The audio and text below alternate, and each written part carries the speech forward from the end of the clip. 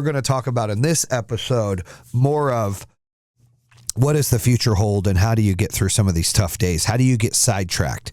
So a lot of us, what we do is we go into life and we think things are okay. And, we get stagnant. We get comfortable. And I've done it several times in my life to where I get to a point in life and I'm just like, oh, this is great and I'm comfortable. Problem is you don't know what's going to happen the next day. And I know people say that all the time. These are fucking facts. I didn't know I was going to lose my company that's worth $1 billion. I didn't know I was going to lose $400 million personally. I didn't know I was going to have to restart and almost mortgage everything I've got to rebuild and start over. I didn't know that. Things felt bulletproof. Things felt good. Things felt comfortable. I'm here to tell you, you got to stay hungry and never feel comfortable. You've got to be comfortable being uncomfortable. And the problem, it doesn't change the fact that I lost the company. That's an issue with, the third-party manufacturer and their product not working with Generac and all the lawsuits and litigation and class action lawsuits against Generac after the fact. And they should have done a national recall. The problem is not preparing for doomsday, not preparing for fallout, right? I've always been a big fan in life, and I've preached about it, of don't have a plan B because go all in on plan A. And parts of me still believe that, but dude, you better have somewhat of a plan B because I'm telling you from experience, the devastation, the loss that I had trying to do this comeback is hard. I mean, yes, you're smarter. Yes, you have more wisdom. Yes, you've done it before. Yes, you can overcome that. Yet, but the problem is it's your impatience kicks in. Your frustration kicks in. You envy the life that you once had. You're like, oh, we used to be able to do this and we'd fly private and we'd do that and things change. And so when you lose all that and you're humbled, you're like, now, how do I get back there? And what it's really, really, really, really made me realize is I'm not trying to get back there. I'm not trying to get back to being worth several $100 million and having a jet. Of course, those things are nice. I'm not going to sit here and bullshit you and say, I don't wonder if I can make money. That'd be a fucking lie. But I will tell you that it's about happiness. See, when I was running a big $1 billion company with 2,400 employees, truth is, at the end, I wasn't happy. I was stressed. I was struggled. I was trying to take the company public. I was taking coaching to be a public CEO. I was overwhelmed. I was losing my identity. I was losing the relationships with my family. I was acting like a shit ass or a douchebag to certain friends. I just was in a spot of just this fucking gotta go, gotta close this, gotta do this. And that's all I focused on. And I lost a lot of what was important. So when the plane crashes, when the company crashes from something out of our control, like I said, the third party, manufacturer Generac and their problems and their systems not working and the warranty issues, they should have done a national recall. If that didn't happen, we're in business. But this happened. It crashed. We lost everything. All those customers, it's horrible for them. All the employees we laid off, it was just a fucking nightmare. Now you're rebuilding. How do you get to a point to be bulletproof, and you can't. The businesses I'm involved in now and helping grow and do things, they're a little different. Same but different. And, I feel so much smarter and I have so much more wisdom, but I'm impatient. I want to get there faster. But what I want to make sure I don't lose focus on, and I hold myself accountable for, and sometimes I fall off the wagon, and my wife or my kids got to remind me, hey, you got to get back on the wagon. But I fall off the wagon because I'm human. And I forget what's important, which is family, which is love, which is caring, which is inspiring, which is elevating. I've got to be a better father. I've got to be a better husband. I got to do all the things better, right? And I think in the rebuild mode, you're actually working more, so it seems like it's harder to do that. But really, it's not, because you can appreciate the things that you have more than when you had everything. See, when you had everything, you have nothing to chase. So you take a lot of things for granted, including people. And I'm starting to realize, now that I'm on this rebuild, right, lost everything, I'm starting to see who my real friends are. People I thought were my real friends aren't. And it hurts. Hurts my feelings. I'm human. I ain't going to fucking sit here and act like I'm too tough to have feelings. Motherfucker, I got feelings. My feelings are hurt. There are people I was close to that I loved, that I thought were my people. And when they quit getting paid from me, my company, they went away. Things that I thought they weren't. People I thought were there for me forever, no matter what. Oh, we're brothers. It's not true. What I've learned from this experience is not only that I made a lot of mistakes in how I treated people, my family relationships, right? And hey, you got to reset and be better on this, and it's a restart, and you got to figure things out. But on the other token, I realized other people that are very shallow, that aren't who they said they were. They're shallow in that when it's good for them and they're making money off you, or they're getting a benefit from you, or you're on top and they want to ride your coattail, it's good. When it's not helping them, they bail. And that's sad. I had like 2 close people to me, and I'm not going to say their names because I won't, even though I'm okay with them right now, but I'm so disappointed. And I'm so disgusted, and I'm so hurt. But I was 2 in particular people that truly I thought weren't shallow and were my people, were like brothers, like best friends. Not the case. Not the case. And you start to see that more and more. It's so sad. It's so sad. Like, I feel bad for like these NFL players. There are people that love them, and then when they retire, they don't have shit. People don't love them no more. That's what I think. It's sad. But my wife said something to me last night that was pretty inspiring. I was reading her a text from someone that I'll call an acquaintance that I thought was like a brother or a friend. And she said, well, that's because they're not making a lot of money on you anymore, which is sad. I was like, what do I do? They said, I still work with that person. Just when you get back on top again, just remember that. She's right. You know, when you get back to that spot, you just got to remember, you don't need to be hateful. You don't need to be angry. You don't need to be pessimistic. You don't need to be passive aggressive. You don't need to be irritated. You don't need to be fake. Keep the relationship and know what it's worth, right? Just know who they are, know what they're worth, know what you're worth. And deal with it. Know what to expect from them, and don't be disappointed.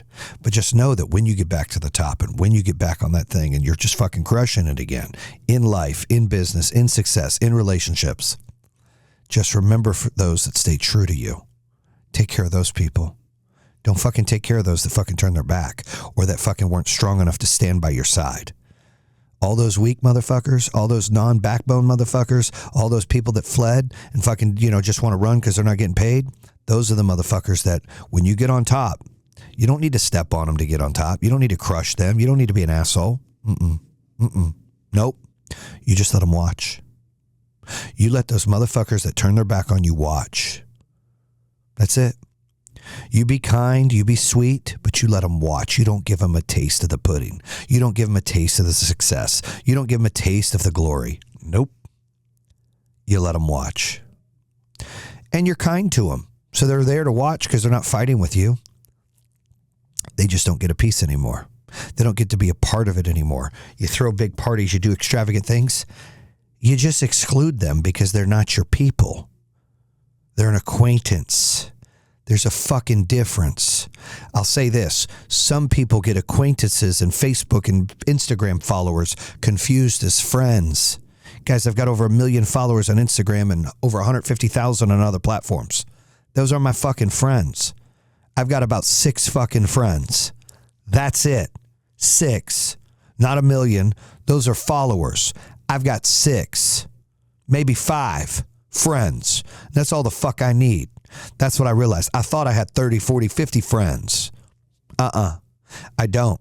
They're acquaintances. They're there for what's good for them. When they get off the titty, they do what they need to do, and they're not there for you. So remember, when you make all that milk again, when you get all that glory again, you get all that success again, those motherfuckers come to get some on that titty, you tell them no. Just watch. You tell them they don't get it. Like, no, I'm good. I'm good, homie. You don't need to be a part of this. You don't need to see this. You don't need to, like, that's it. They don't need to be a part of it. They don't need to have their hand in the fucking cookie jar. Because that's like my thing. Like I used to use haters as fuel. Now I'm using these poser ass fucking acquaintances as fuel. You know, I'll be nice to them. I'll be fine. But when I get to the motherfucking top, baby, and you fucking trying to climb up, motherfucker, I ain't putting my hand out for you. We ain't cool like that no more. You get to watch. You get to watch what I'm going to do. That's the thing. I think that, I think starting over is tough. I got someone just messaged starting over is tough. It is very tough. It's exciting in a fucking twisted way, but it's tough. And, all the wisdom you have and all the knowledge that you've got, it makes it a little easier. Like company I'm involved in now, we just did $12.5 million in sales revenue our first year. We didn't do that Power Home till like year 3. Year 3, we did 40 million, but year 2, we did 10. So maybe like, we're ahead though. Right. And, it's different, but you find out who your real people are. You find out who really believes in you. You find out who's got your back. And sometimes it can be disappointing. Sometimes it can be refreshing. We're talking about maybe we're going to move soon, right? Get out of North Carolina, and can't look into your review mirror. Keep looking ahead. Yeah, I always say your windshield's a lot bigger than your rear view. So yeah, you do need to look ahead. So good comment there. I will say, what happened? You guys can't see. There you go. Now you can see my alien. I will say that as hard as things are for me, they're harder for my family because they're stressed and then they see me stressed. And I don't know how to take it away from them. I don't know how to make it easier for them. And I'm human. I keep fucking making mistakes. I keep getting stressed out. I keep screaming sometimes. I keep yelling sometimes. I don't know. Like, it's hard. Life is fucking hard. Life's not easy. It's fucking hard. But I want to document. I want to pay attention to all of the things that we're going through to get to the next level, to break that door down, to take it to where we want to go and not be stuck in the mud. In life, the comeback is bigger than the setback. And so when we had our setback, now it's about the comeback. And that's the thing. People are asking. I was just a live earlier on Instagram. They're like, hey, when's this Bam Fam show come out? I'm fucking ready to see it. And I think there's some confusion. It is not coming out January 19th. Just so you know, that's January 15th today or 16th today. We're going to Florida. That's the premiere of the show. So VIP exclusives are going to be in Boca Raton watching the premiere of the show, which is like a exclusive long trailer. Okay. Like half an episode. That's what they're going to see. The show actually comes out later in 2024 because Amazon now wants to record 5 more episodes. And so it's part 2 of season 1 and drop it all at the same time. And that's how that works. This is streaming. This ain't network TV where they're like, hey, we're coming out Tuesday the 30th and of that month. No. And it's on every Tuesday. This is streaming. They drop it and you binge watch it. So that'll all come out later this year. Don't know a date. They've got to film more in spring, part 2 of season 1, bundle it all together, and then drop the show. I'm assuming it'll be Q3, right? Sometime like October, right? September, that's what I'm thinking. But I don't know. Amazon's like, look, we got to film the next 5 episodes, put them together, and have one launch date. We'll get you time when our editors are ready. Like, that's how they do. So there's nothing I can do. But just know that when the show comes out, it's going to be a journey. It's going to show you the in-depth details of what happened with Generac, this third-party manufacturer. It's going to show you the comeback. It's going to show you the rebuild. We're documenting things now as we speak. We're filming things coming up in Q1, the end of Q1, beginning of Q2, of how things are happening, right? And so the story's not done yet for Bam Fam. And so they want to continue that story. And so that's what'll be exciting. You guys will see how that works. And sometimes the lives, the podcast will be a part of the show. Lots of emojis. Like, this show is really epic. I saw some of the stuff. This is like next level. Super jacked about it. Amazon Prime did a fantastic job. Libra Pictures crushed it. So super excited for that to come out. It's coming out soon. But listen, as we wrap up this episode really, I wanted to be able to talk, and I only had a few minutes. It's a short episode. But I want to talk about having the courage to pick yourself up, having the courage to not quit on yourself. The biggest failure is regret, right? You can go and you can fail at something, but at least you tried. You learn from it. You fail forward. You get wisdom. You gain knowledge. You gain experience. You toughen your muscles. No pain, no gain. You build the strength that you need to take on the next problem. But when you just quit and you don't put in an effort, that regret is the biggest failure. Because you didn't even give it a try. You just, whatever. And that is the battle that sometimes I face. As hard as it is starting over, right? As hard as it is going from, 100 down to 5 and trying to build again, is important to know that, look, I can't quit. What does I say to my kids? I can't quit. I have to stay positive. I have to continue to go out and crush it. And that's really the goal. The goal is, hey, how do I go out and crush this going forward? How do I go out and not quit on myself and believe in myself? And so that would be my advice for you to go through this. Make sure you continue to subscribe to the show. Check out the YouTube channel. We've got some funny people coming on here soon. Some big names coming on here soon. I got Golden Tate coming on here soon. Savannah Chrisley coming on soon. We've got Sherry DeVille coming on soon. We've got Calvin Johnson's coming back on. Will Johnson from Michigan Wolverines is coming on. We've got some big names coming on, so stay tuned for that. Go out and have a blessed day. Bam!